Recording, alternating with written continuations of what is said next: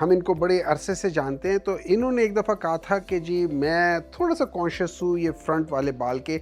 इनके यहाँ पे बाल थे, ये फ्रंट वाला पोर्शन जिसको आप हम लोग जब क्लासिफ़ाई करते हैं नॉर्वुड क्लासिफ़िकेशन में, उसको हम 3A के लिहाज़ से कह देते हैं, ठीक है?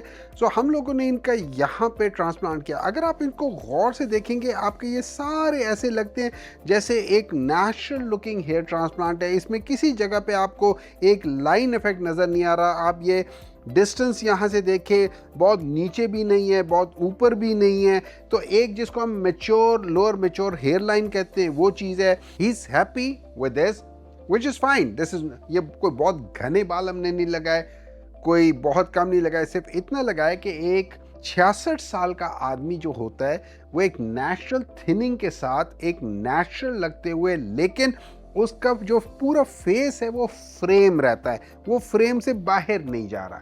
बस हम लोगों ने ये चीज़ देखनी होती है एज अ सर्जन कि हम लोग नेचुरल हेयर लाइन करें और उनके फेस को फ्रेम कर दें। तो अगर ये देखें, इसको इसको और इसको, सो ये बेसिकली लियोनार्डो डा विंची ने 1/3 फॉर्मूला किया था, तो हम उसको किसी हद तक फॉलो करना पड़ता है।